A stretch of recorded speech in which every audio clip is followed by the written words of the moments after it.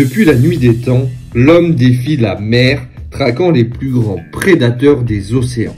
Chaque prise exceptionnelle, chaque combat acharné contre un monstre marin repousse les limites du possible. Certains pêcheurs n'ont pas seulement attrapé des poissons gigantesques, ils ont inscrit leur nom dans l'histoire.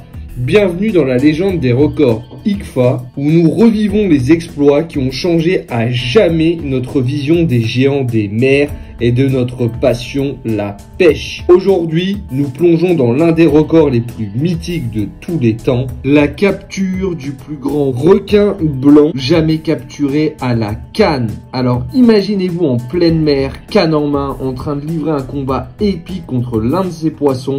C'est exactement ce qu'a vécu Alfred Dean le 21 avril 1959. Mais avant de vous raconter son exploit, vous êtes prêts? Alors installez-vous confortablement et je vous souhaite un bon visionnage. Let's go!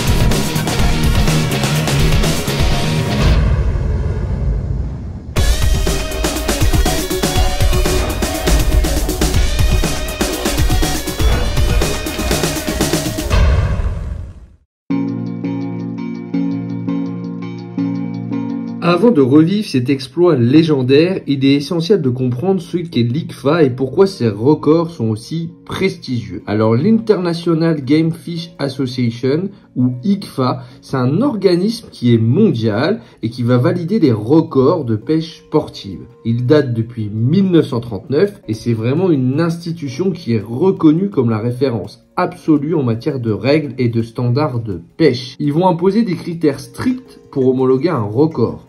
Le poisson, il doit être attrapé selon des techniques de pêche à la ligne et respectant un code éthique rigoureux.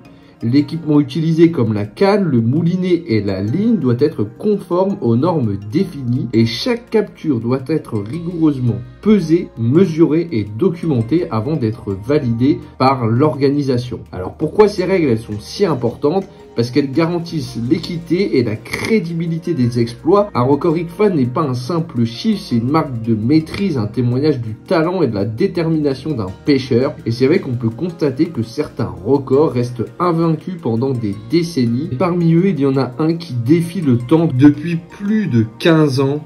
La prise du plus grand requin blanc jamais capturé à l'aide d'une canne et d'un moulinet. Un exploit signé Alfred Dean. Pour commencer, je vais vous présenter Alfred Dean. Il est né le 3 juillet 1904 dans une localité située à environ 8 km de Mildura, dans l'état de Victoria en Australie. Il est décédé en 1991 à l'âge de 87 ans. Dans la région dans laquelle il est originaire, son climat est connu pour être chaud et est réputé pour être une région de production agricole, notamment les agrumes. En tant qu'agrumiculteur, il partageait son temps entre ses vergers et sa passion pour la pêche. Mildura, bien qu'éloigné des côtes, n'a pas empêché Dean de développer une fascination pour les océans et ses prédateurs. Il consacrait plusieurs semaines par an à des expéditions de pêche au large de la côte sud de l'Australie, une région riche en faune marine et réputée pour ses grands requins blancs. C'est dans ces eaux qu'il a déjà marqué l'histoire en attrapant un certain nombre de requins blancs qui vont faire de lui sa renommée dans toute l'Australie et à travers le monde. Âgé de 53 ans, il avait déjà fait un premier record en 1957 où il avait sorti un requin blanc de 1150 kg, ce qui est déjà un exploit non négligeable. Mais aujourd'hui, nous allons nous intéresser au record du monde, le plus grand requin jamais pêché à l'aide d'une canne à pêche et d'un moulinet.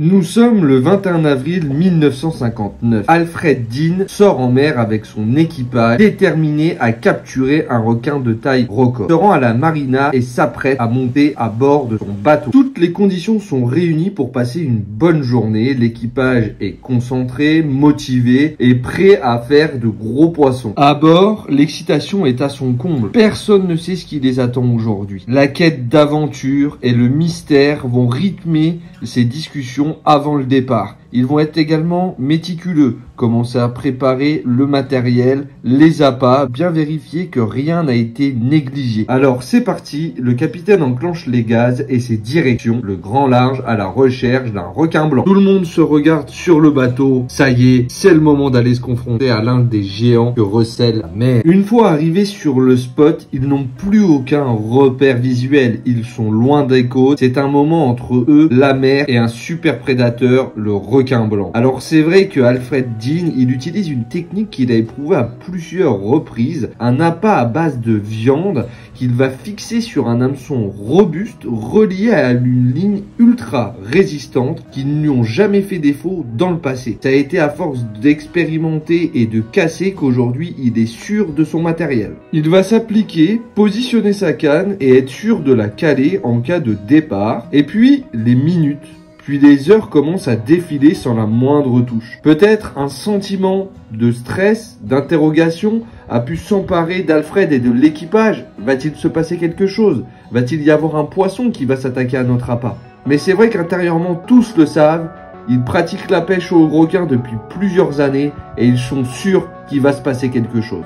Et là, après plusieurs heures d'attente, une touche et un départ titanesque commence à secouer la canne d'Alfred. Avec son expérience, Alfred Dean le sait tout de suite. Il vient de ferrer un immense requin blanc qui a mordu à sa redoutable préparation de viande. Il s'engage dans un combat titanesque qui risque de durer plusieurs minutes, voire plusieurs heures, et qui risque d'être incertain. À tout moment, la ligne peut casser ou la canne peut céder. On ne sait jamais réellement la taille de ces poissons. Alors Alfred, il va utiliser différentes techniques et carrément se coucher à plat pour essayer de contrer ce poisson dès le départ et vraiment prendre le dessus. Mais le requin, ressentant la résistance, tente à plusieurs reprises de plonger de plus en plus profond. Il cherche à briser la ligne, à éviter son destin. Il ne veut pas terminer sur le bateau d'Alfred Dean.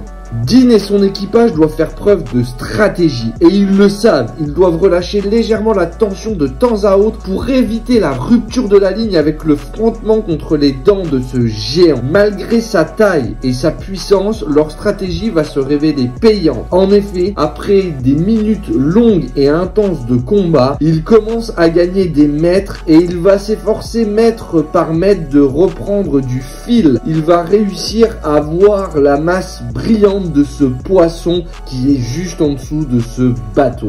Après 50 minutes de combat acharné, il est là, tout proche. Maintenant, il va falloir se concentrer parce que ça peut être dans les derniers moments, au moment de sa capture et de ce que l'on nomme son lignage, que la casse peut se produire. À l'aide d'un harpon et de plusieurs cordes, l'équipage parvient finalement à remonter le requin sur le bateau. Un exploit qui marque l'histoire de la pêche sportive.